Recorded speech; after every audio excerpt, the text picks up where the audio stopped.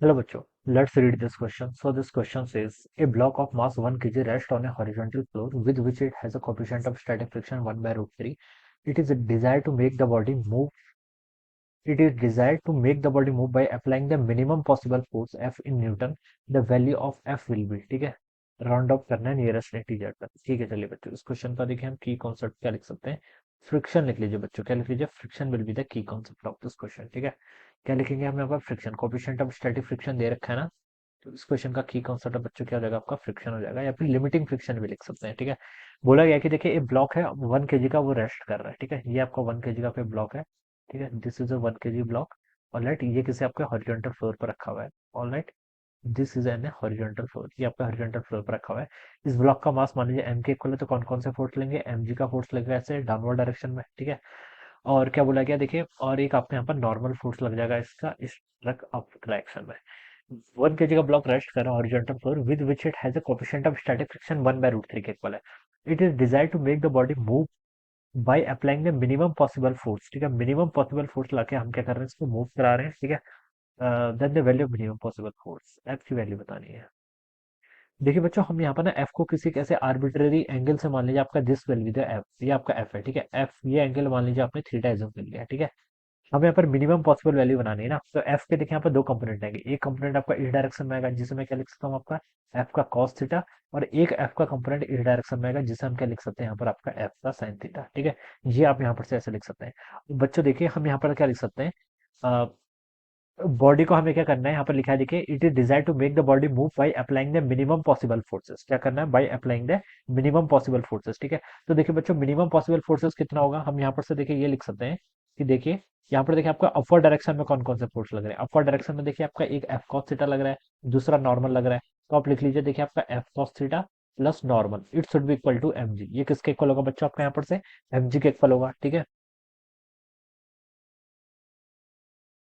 और दूसरा फोर्स देखिए क्या लिख सकते हैं हम यहाँ पर, हॉरिजॉन्टल डायरेक्शन में बात करें तो देखिए आपका एक एफ साइन थीटा लग रहा है, एफ साइन थीटा लग रहा है। ठीक है, इसके कारण ये आपकी मूव करने की टेंडेंसी की फॉरवर्ड डायरेक्शन में, तो इस पर आपका फ्रिक्शन फोर्स लगा है सर बैकवर्ड डायरेक्शन में। ठीक है, तो यहाँ पर से मैं लिख सकता हूँ आपका जो एफ साइन थीटा होगा ये किसके इक्वल होगा, आपका मिनिमम पॉसिबल वैल्यू बतानी है ना। देखिए, जब क्वेश्चन में कभी भी आपको मिनिमम और मैक्सिमम वर्ड गिवन हो, तो आपको limiting value of static friction का यूज करना है, किसकी, लिमिटिंग वैल्यू का स्टैटिक फ्रिक्शन।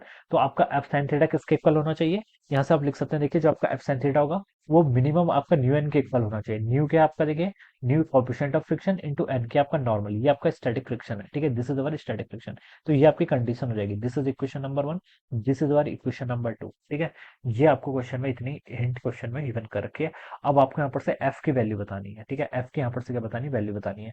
तो देखिए बच्चों, अब आप क्या कर सकते हैं इसमें, सेकंड इक्वेशन में देखिए F sine theta it is equal to mu n. N को देखिए इक्वेशन 1 से आप क्या लिख सकते हैं, m g minus F cos theta, क्या लिख सकते हैं, m g minus of our F cos theta, ये लिखा जा सकता है। ठीक है, और अब देखिए यहाँ पर से आप एफ साइन थीटा इसको ऐसे रहने दीजिए। ठीक है, minus new F cos theta इधर आएगा तो आपका plus new F cos theta के इक्वल हो जाएगा, और राइट साइड पर आपका न्यू टाइम्स एफ जी हो गया, इतनी वैल्यू बदल गई। मुझे यहाँ पर से एफ की वैल्यू बतानी है, एफ को मैं यहाँ से लिख सकता हूँ देखिए, न्यू एम जी, ये तो ऐसे ही रहेगा, और यहाँ पर आ जाएगा आपका साइन प्लस आपका कितना, साइन थीटा प्लस आपका न्यू कॉस थीटा, ये वैल्यू हो जाएगी। ठीक है, अब मुझे फ्रिक्शन की यहाँ पर मिनिमम वैल्यू बतानी है, इसकी मिनिमम वैल्यू कब आएगी, देखिए न्यू एम जी, ऊपर वाला न्यूमरेटर तो कांस्टेंट है, और ये वाले डिनोमिनेटर जब आपका मैक्सिमम होगा तब हमें फ्रिक्शन क्या मिलेगा, मिनिमम मिलेगा। ठीक है, तो ये टर्म की देखिए मैक्सिमम वैल्यू कितनी होगी। ठीक है, मैक्सिमम वैल्यू देखिए क्या होती है, देखिए आपने मैथमेटिक्स में पढ़ा है, देखिए आप इसको दो तरीके से कर सकते हैं। अगर कोई आपके पास एक फंक्शन है, ठीक है, सम फंक्शन एफ है थीटा, जो कि किसके इक्वल, आपका a sine theta plus b cos theta के इक्वल। अगर हमें देखिए यहाँ पर क्या करनी होती है, इसकी मैक्सिमम वैल्यू फाइंड आउट करनी पड़ती है। तो उसकी जो मैक्सिमम वैल्यू होती है वो देखिए क्या होती है, साइन थीटा का कोफिशिएंट का स्क्वायर, ठीक है, प्लस कॉस थीटा के कोफिशिएंट का स्क्वायर, ये इसकी मैक्सिमम वैल्यू होती है, this is the maximum value. ठीक है, मैक्सिमम वैल्यू देखिए आपके पास कभी भी मैथमेटिक्स में देखिए हम इसको डिराइव भी कर सकते हैं। आप देखिए इसको डिराइव भी कर सकते हैं, कैसे करेंगे, a sine theta plus b cos theta, इसको एक बार आप डिफरेंशिएट कर लीजिए। ठीक है, डिफरेंशिएट करके इसको जीरो के इक्वल पुट कर दीजिए, और एक बार डबल डिफरेंशिएट कर दीजिए, वहां पर वो जो वैल्यू आप पुट करेंगे, ठीक है, वहां से आप चेक कर सकते हैं कि जो इसकी मैक्सिमम वैल्यू आएगी वो कितनी आएगी, अंडर रूट ए स्क्वायर प्लस बी स्क्वायर। ठीक है, बस मैं ये कह रहा हूँ कि ये जो रिजल्ट है आपका, ये मैथमेटिक्स का स्टैंडर्ड रिजल्ट है। ठीक है, अगर कभी भी आपके पास फंक्शन हो a sine theta plus b cos theta के फॉर्म में, और आपको उसकी मैक्सिमम वैल्यू फाइंड आउट करनी है, तो आप क्या आपको करना क्या, under root of sine theta के कोएफिशिएंट का स्क्वायर प्लस कॉस थीटा के कोएफिशिएंट का स्क्वायर, तो under root of a square plus b square हो जाएगा। ठीक है, ये मैक्सिमम वैल्यू होती है किसी फंक्शन की। ठीक है, तो यहाँ पर देखिए आपका लिख सकते हैं एफ हो जाएगा यहाँ से आपका mu m g divided by sine theta का कोएफिशिएंट यहाँ पे पहले आप अंडर रूट लगा लीजिए।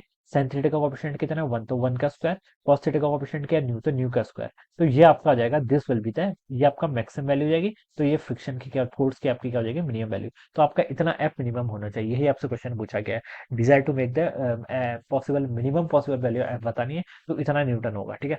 देखिए आपको यहाँ पर वैल्यूज भी, वैल्यू पुट कर लीजिए। न्यू की वैल्यू क्वेश्चन में गिवन है 1/√3 के इक्वल है, कितनी आपकी 1/√3 के इक्वल है, ठीक है। इंटू मास, मास इसका 1 kg के इक्वल है, जी डिवाइडेड बाय आपका under root of 1 plus mu का स्क्वायर। न्यू 1/√3, तो यहाँ पर 1/3 हो जाएगा, ठीक है। यहाँ पर आपका g/√3 हो गया। 1/3 प्लस 1 करेंगे तो कितना होगा आपका √4/3, जिसको मैं क्या लिख सकता हूँ, 4/√3 लिख सकता हूँ, ठीक है। √3 से √3 कैंसिल, g/2 की वैल्यू आपकी 5 के इक्वल आएगी, तो 5 न्यूटन के इक्वल आना चाहिए, कितना आना चाहिए, 5 न्यूटन, ठीक है। तो यही पूछा था, value of F will be, तो ये आपका 5 के इक्वल होना चाहिए। इन न्यूटन बोल रखा है ना, तो सिर्फ आपको मैग्नीट्यूड लिखना है, तो 5 इसका राइट आंसर होना चाहिए, alright. So this is how we will solve this problem. So I hope you are understood this concept. All the best and thank you so much.